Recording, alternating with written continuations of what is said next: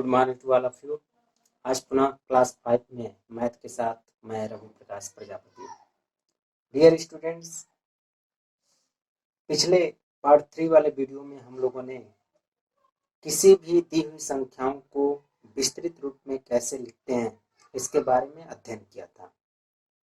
आज के पार्ट 4 वाले वीडियो में हम लोग किसी भी विस्तृत रूप में दी हुई संख्याओं को संयुक्त रूप में कैसे लिखते हैं इसके बारे में अध्ययन करेंगे। तो सबसे पहले हमको यह जानना जरूरी है कि संयुक्त रूप क्या होता है। तो संयुक्त का मतलब ये होता है कि दो या दो से अधिक संख्याओं को एक साथ मिलाना, यानी जो भी विस्तृत रूप में प्रत्येक संख्याएं अलग अलग दी हुई हैं उन सभी संख्याओं को जोड़कर एक साथ लिखना ही संयुक्त रूप होता है। संयुक्त रूप बनाते समय कई मेथड हैं, लेकिन हमारे लेवल के अनुसार सबसे उपयुक्त मेथड जोड़ विधि ही होता है, जिसमें गलती की संभावनाएं बहुत कम होती हैं। आइए संयुक्त रूप में लिखने के लिए उदाहरण के माध्यम से हम समझते हैं। यहाँ पर एक संख्याएं 100 प्लस 50 प्लस 1 दी हुई हैं। इन संख्याओं को हमको संयुक्त रूप में लिखना है। संयुक्त रूप में लिखने के लिए हम इसको एक लाइन में भी हल कर सकते हैं। डायरेक्ट कैसे? तो सबसे पहले संख्याओं को इकाई, दहाई और सैकड़ा में काउंट करेंगे। अब इकाई के स्थान पे इकाई वाला, दहाई के सामने दहाई वाला और सैकड़ा के सामने सैकड़ा वाला मान रखेंगे। इन सभी संख्याओं में इसमें इकाई 1 है, इसमें इकाई 0 है और इसमें इकाई 0 है। 0 में 0 जोड़ेंगे 0 ही होगा और 0 में 1 जोड़ेंगे तो 1 होगा, इसलिए इकाई के सामने 1। फिर इसके बाद दहाई आता है। इसमें दहाई नहीं है, यहाँ पर दहाई 5 है और यहाँ पर 0 है, तो 5 में 0 जोड़ेंगे तो 5 ही होगा, दहाई के सामने 5। फिर सैकड़ा, इसमें भी सैकड़ा नहीं है, इसमें भी सैकड़ा नहीं है, इसमें सैकड़ा है। सैकड़े में मान 1 है, इसलिए सैकड़े के सामने 1 रख देंगे। यही आपका संयुक्त रूप होगा 151। 100 प्लस 50 प्लस 1 का संयुक्त रूप 151। फिर इसको दूसरे रूप में जोड़ विधि के अनुसार संख्याओं को हम ऊपर नीचे लिखकर जोड़ दें, जिससे गलती की संभावनाएं बहुत कम हो जाएंगी। इस मेथड में तो हमारा कम संख्याएं हैं तो ठीक है, लेकिन यदि बड़ी संख्याएं होती हैं तो ऐसी दशा में गलती की संभावनाएं कुछ अधिक हो जाती है, इसलिए जोड़ विधि ही उपयुक्त होगा। इसको हम जोड़ विधि के अनुसार 100, 50 और 1 इन तीनों को जोड़ लीजिए तो 1, 5 और 1।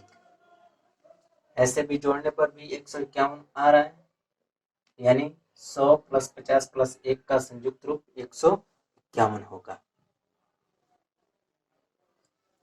फिर ऐसे ही दूसरी संख्याएं दी हुई हैं। 8000 प्लस 000 प्लस 20 प्लस 2, इसको भी संयुक्त रूप में लिखना है।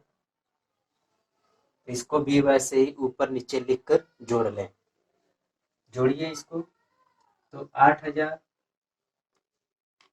फिर 000 फिर 20 फिर 2, जोड़ने पर 2 2 0 8, 8022 आ रहा है, यानी 8000 प्लस 000 प्लस 20 प्लस 2 का संयुक्त रूप 8022 होगा। ऐसे ही तीसरी संख्याएं दी हुई हैं 1,00,000 plus 70,000 plus 9,000 plus 600 plus 30 plus 5। इसको भी हम ऊपर नीचे लिखकर जोड़ लें तो पहली संख्या 1,00,000, फिर दूसरी संख्या 70,000, फिर तीसरी संख्या 9,000, फिर चौथी संख्या 600, फिर अगली संख्या 30, फिर लास्ट 5। इनको जोड़ लें 5, 3, 6, 9, 7 और 1, यानी 1,00,000 plus 70,000 plus 9,000 plus 600 plus 30 plus 5 को जोड़ने पर इसका मान 1,79,635 आ रहा है, यानी यही इसका संयुक्त रूप होगा। डियर स्टूडेंट्स, पिछले पार्ट 4 वाले वीडियो में हम लोगों ने किसी भी विस्तृत रूप में दी हुई संख्याओं को संयुक्त रूप में कैसे लिखा जाता है इसके बारे में अध्ययन किया था। आज के पार्ट 5 वाले वीडियो में हम लोग किसी भी दी हुई संख्याओं का स्थानीय मान कैसे निकाला जाता है इसके बारे में जानकारी हासिल करेंगे। तो प्रिय छात्रों, स्थानीय मान निकालते समय हमेशा यह ध्यान रखना चाहिए कि जिस भी संख्या का स्थानीय मान निकालना होता है उस संख्या को हम वैसे ही उतार लेते हैं और फिर उस संख्या के दाहिने साइड में जितना भी अंक होता है उतना 0 बढ़ा देते हैं। यह है स्थानीय मान निकालने का आसान तरीका। इसके साथ यह ध्यान रखना चाहिए कि शून्य एक ऐसी संख्या है कि जिसका स्थानीय मान सदैव शून्य ही होता है। आइए स्थानीय मान को हम उदाहरण के माध्यम से समझते हैं। यहाँ पे एक संख्या 8,405 दिया हुआ है। इसमें प्रत्येक संख्या का स्थानीय मान निकालना है। तो स्थानीय मान निकालते समय सर्वप्रथम हम दाहिने साइड से शुरू करते हैं। दाहिने साइड में अंक सबसे पहले 5 आ रहा है, 5 को हम उतार लेंगे और फिर इस संख्या के दाहिने साइड में जितना भी अंक होगा उतना 0 हम बढ़ाते हैं, लेकिन 5 के दाहिने साइड में एक भी अंक नहीं है, इसलिए इसके आगे एक भी 0 नहीं बढ़ाएंगे, यानी 5 का स्थानीय मान 5 ही होगा। फिर शून्य है, शून्य का स्थानीय मान हमेशा शून्य ही होता है। अभी इसके पहले आपको बताया गया है कि शून्य ही एक ऐसी संख्या है जिसका स्थानीय मान सदैव शून्य ही होता है। फिर इसके बाद 4 है। 4 का स्थानीय मान निकालने के लिए 4 को सबसे पहले उतार लें और 4 के दाहिने साइड में कितने अंक हैं? 1, 2। 4 के दाहिने साइड में 2 अंक है तो 4 के आगे 2 0 बढ़ा दें, 1, 2, यानी 4 का स्थानीय मान 400। फिर हमको 8 का स्थानीय मान निकालना है तो 8 को उतार लें और 8 के दाहिने साइड में 3 अंक है, 1, 2, 3, तो 8 के आगे 3 0 बढ़ा दें, 1, 2, 3, यानी 8 का स्थानीय मान 8,000। यह है स्थानीय मान निकालने का तरीका। ऐसे ही अगली संख्या आपका 4, 3, 8, 5, 7, 2 में केवल 8 का ही स्थानीय मान निकालना है। कभी कभी किसी क्वेश्चन में केवल एक ही अंक का स्थानीय मान या केवल 2 अंक का स्थानीय मान या केवल 3 अंक का स्थानीय मान, ऐसे जिस भी पर्टिकुलर अंक का स्थानीय मान निकालने के लिए बोलेगा हमें केवल उसी का स्थानीय मान निकालना होगा। सबका नहीं निकालेंगे, केवल जिसका पूछेगा उसी का निकालेंगे।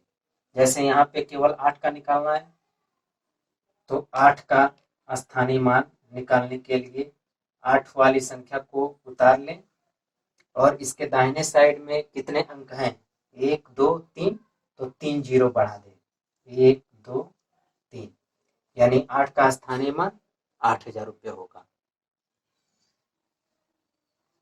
फिर ऐसे ही अगली संख्या दी हुई है 9 5 7 6 3 5 4 में दोनों 5 का, यानी इस वाली संख्या में 5 2 बार आया है, इसी 5 को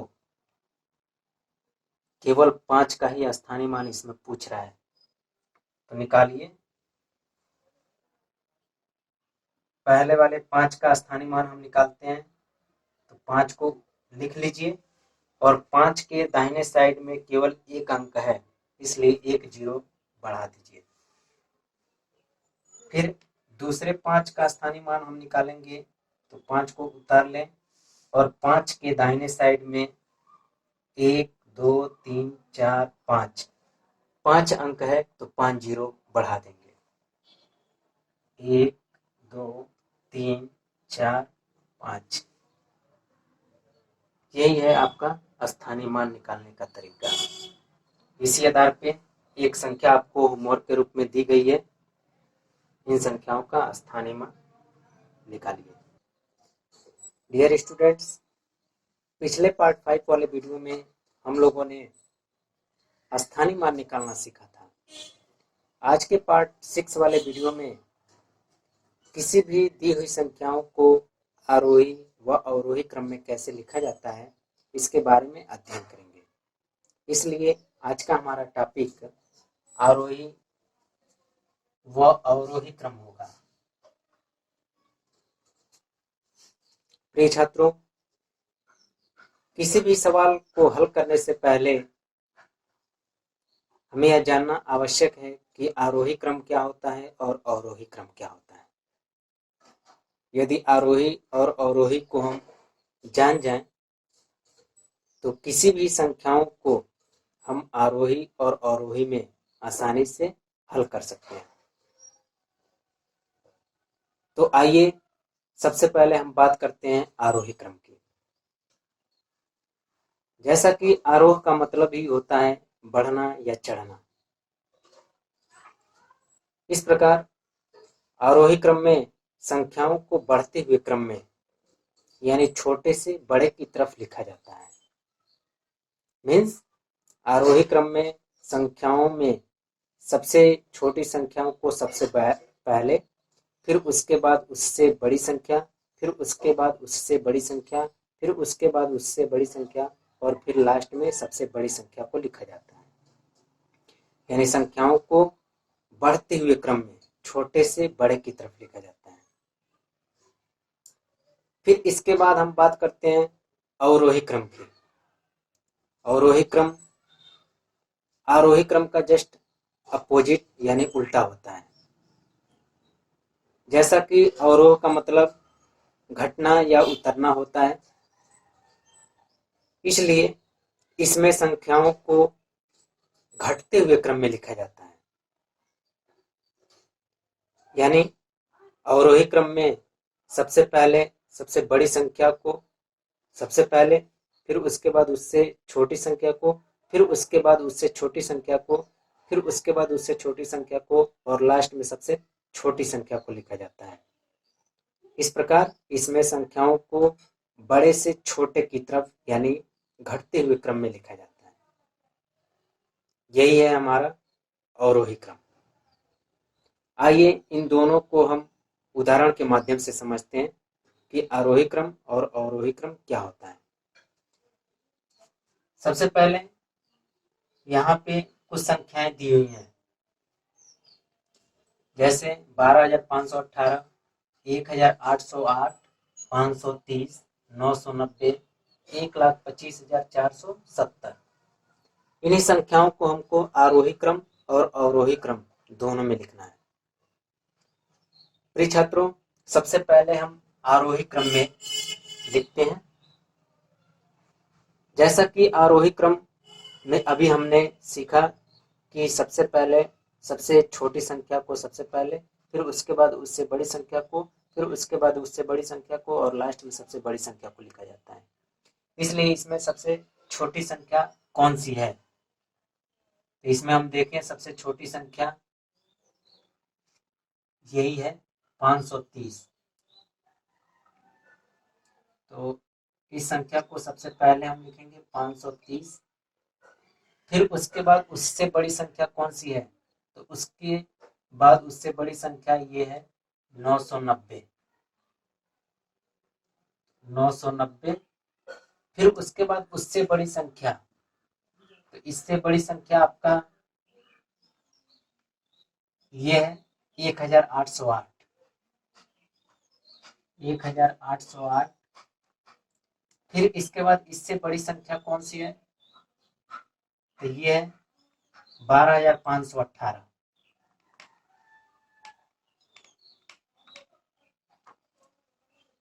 और फिर लास्ट में सबसे बड़ी संख्या को लिखा जाता है, तो लास्ट में बस यही संख्या रह गया है,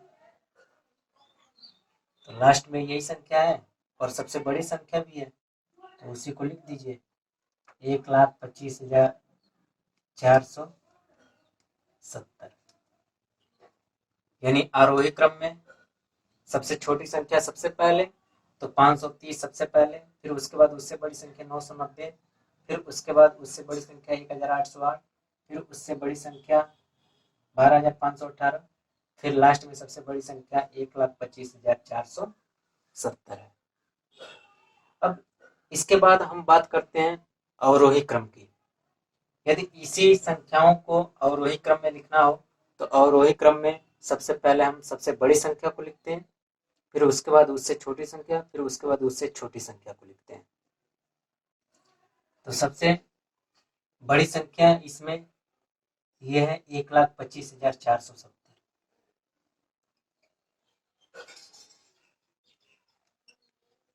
फिर उसके बाद उससे छोटी संख्या 12,518,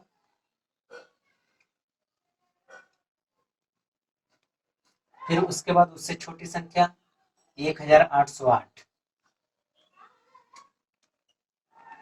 फिर उसके बाद उससे छोटी संख्या 990, फिर उसके बाद उससे छोटी संख्या 530।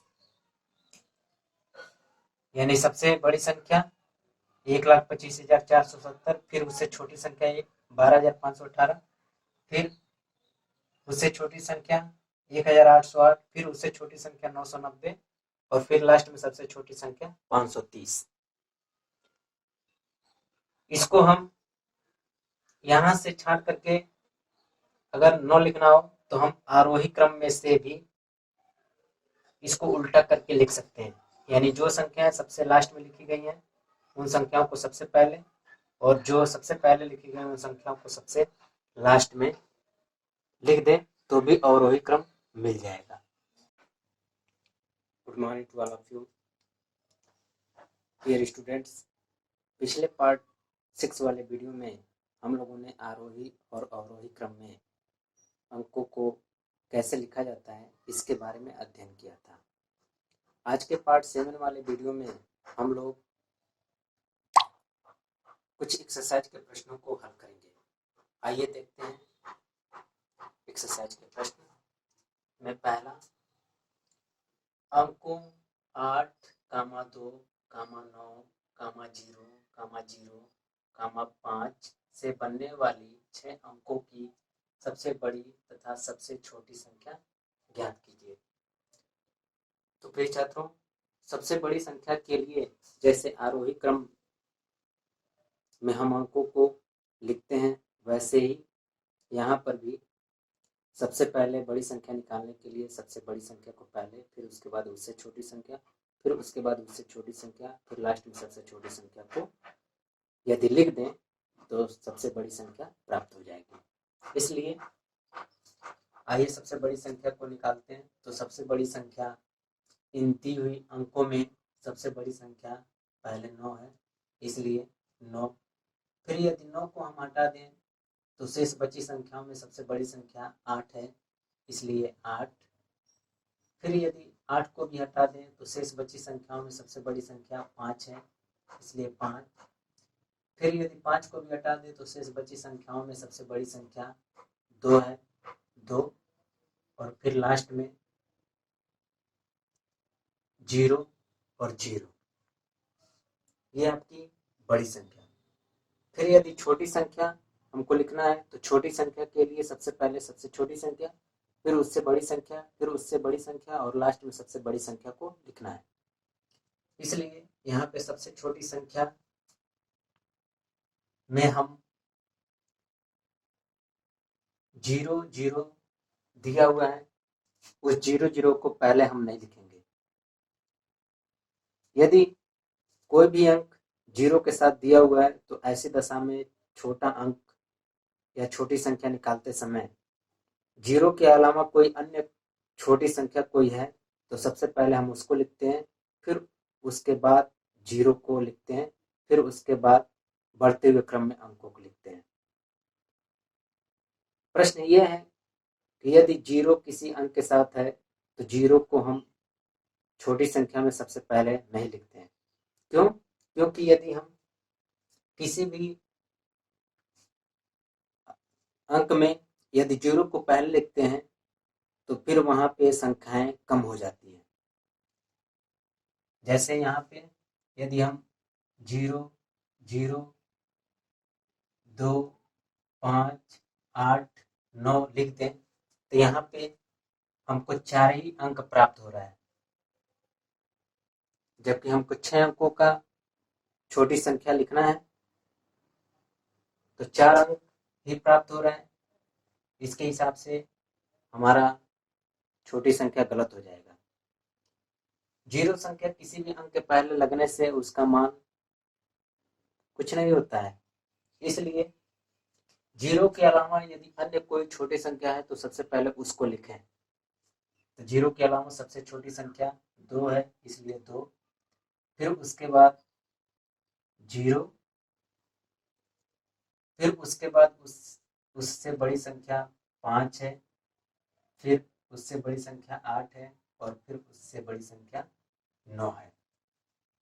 अब यहाँ पे 6 अंकों का सबसे बड़ी और सबसे छोटी संख्या प्राप्त हो गई। फिर अगला प्रश्न है 8 अंकों की सबसे बड़ी ऐसी संख्या जिसमें किसी भी अंक की पुनरावृत्ति न हो। 8 अंकों की हमको ऐसी संख्या लिखना है जिसमें किसी भी अंक की पुनरावृत्ति न हो। तो यहाँ पे संख्याएं उदाहरण के लिए दिया हुआ है 0 1 2 3 4 5 6 7 8 9। अब सबसे बड़ी संख्या के लिए हम इधर से और सबसे छोटी संख्या के लिए इधर से। अब 8 अंक का लिखना है सबसे बड़ी संख्या, तो सबसे बड़ी संख्या आपका इसमें 9 है, इसलिए 9। फिर यदि 9 को हम हटा दें तो बड़ी संख्या 8 है, 8।